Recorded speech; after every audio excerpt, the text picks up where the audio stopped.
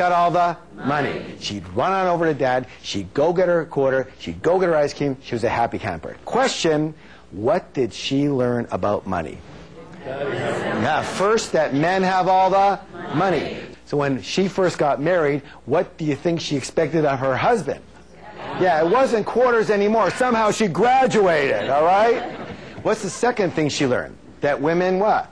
Women don't have money. Mom, the deity, the model, didn't have any money. Therefore, the way for a good woman to be is not to have any money. And to validate that way of being, she had to do what? Get rid of any money that she had. And money, of course, was the only thing that she and her husband ever fought about. And it almost cost them their marriage. Thank goodness they used our program and completely reconditioned each of their own money blueprints. And more importantly, they learned how to create a third blueprint that worked for their relationship. And they've never had another financial disagreement since. So here's the big question. What is your current money blueprint set for? Well, how can you tell? Simple. Look at your results. Look at the fruits. That will tell you what the roots are set for. Look at the house. That will tell you what the blueprint looked like. Let me put it this way. If the temperature in the room is set for 72 degrees, chances are the thermostat is set for how much, guys? 72. Now, here's where it gets interesting. Is it possible, because it's really cold outside and the windows are open, that the temperature in that room could, say, go down to 65 degrees?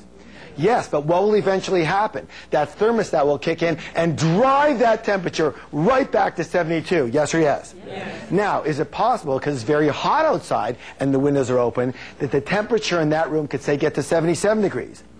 Yes, but what will eventually happen? The thermostat will kick in and drive that temperature right back to 72.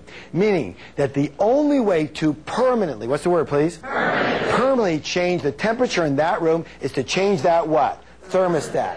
And the only way to permanently change your financial life is to change your financial thermostat, otherwise known as your money blueprint. Now, when we come back, I will show you how wealthy people think very differently than most others and how to adopt those ways for you to reach your full financial potential. So stay with me.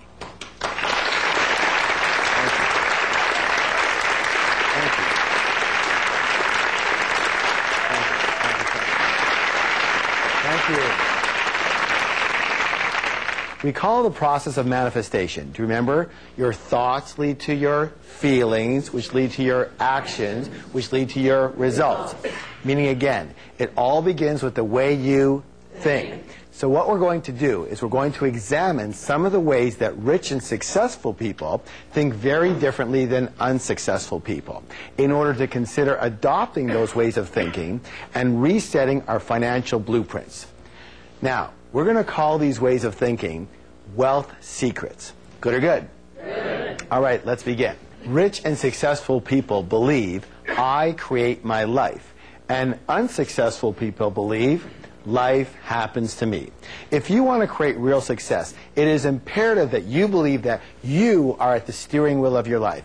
You have to believe that you are the one who creates your success, you are the one who creates your mediocrity, and you are the one creating any financial struggle. But instead of taking full responsibility for their lives, most people instead, they play the role of the victim. What's it say, please? Victim. Now, victims usually leave 3 indelible clues. So the first one they seem to have in common is they often do a lot of this.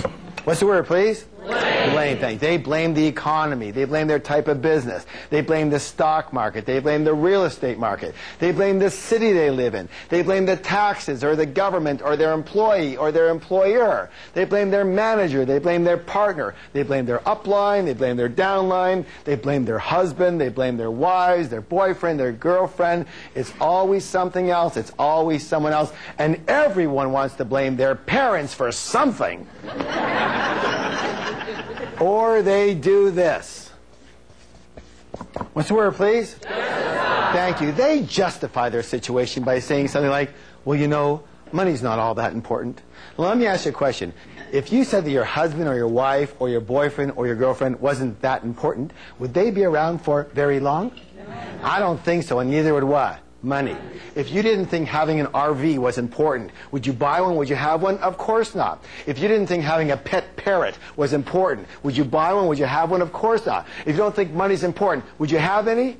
Of course not. You know what? You can actually dazzle your friends with this information. Next time one of your friends comes up to you and says something like that money's not important, here's what I want you to do. I want you to put your hand on your forehead, look up to the heavens, and go, "You're broke." And they're going to go, "How did you know?" And you're going to go, "What else do you want to know? That'll be $50, please. You have a whole new business." Of course they're broke. Let me say this right now. Anybody who says money's not important doesn't have any. And of course there's going to be people who go, "Well, it's not as important as love." What's the comparison? You know, what's more important, your arm or your leg? Maybe they're both important in what they do. Yes or yes? Yes. All right. Now, here's the next one. The third one is this. What's it say, please? Complain. Excellent. Complain. Let me say this right now. Complaining is the absolute worst possible thing you could do for your health or your wealth. The worst. Why?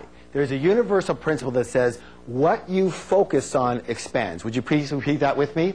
What you focus on expands. Hey, good job. Now, when you are complaining, tell me, what are you focusing on? What's right with your life or what's wrong with your life? You're focusing on what's wrong with your life. And since what you focus on expands, now what are you going to get more of? What's right with your life or what's wrong with your life? You're going to get more of what's wrong with your life. When you are complaining, you turn into this big, giant garbage magnet. And have you ever noticed that complainers usually have a crummy life? Yes? And they go, "Well, of course I complain. Look how crummy my life is." And now you know better, so you can say, "No, it's because you complain that your life is so crummy. Shut up and don't stand near me." So here are some wealth steps that will change your blueprint and change your life. First of all, no complaining for 7 full days. Not in here and not out here. Now, by the way, it has to be 7 full days. Why? Because you still might have some residual garbage coming to you from before. Because garbage doesn't travel at the speed of light, you know. It travels at the speed of garbage, and it's really, really slow. Okay, yes? Now, here's what you have to understand. It's your choice. Say, "It's my choice." It's my choice. You can be a victim or you can be rich, but you cannot be both. So you choose. Because every single time that you blame or you justify or you complain, you are slitting not only your financial throat, but your happiness and your health throat as well. Let me give you another wealth step along with this one. This is very simple. Start taking full responsibility for everything that is happening in your life, especially when it comes to your money. Good or good? Good. All right. Let's do a declaration together. Are you ready? Yes. Okay, here it goes. It says this. I am creating the exact level of my financial success. Let me hear you. I am creating the exact level of my financial success. Excellent. Next, we're going to do an exercise. Here's what I want you to do. I want you to think of your financial goals in terms of 2 things. The first one is in terms of, let's say, income. What's the word, please? Income. Income. And the second one is in terms of your net worth. So take a moment just to think about this, everyone.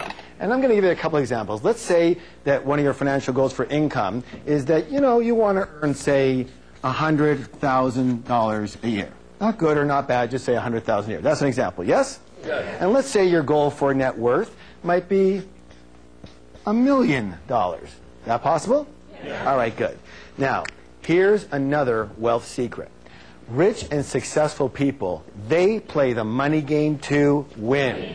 Most other people play not to lose. Here's the thing. Most people actually play the money game on defense versus offense. In sports, let me ask you a question. Anytime you play any game strictly on defense, tell me, what are your chances of actually winning that game? Very slim and very none. And most people's primary concern is survival and security. So what is your goal? What is your true objective? What is your intention? Wealthy people's intention is to create abundance. Most broke people, their intention is to have enough to pay the bills, or just get by, or I just want to earn a decent living. And you know what?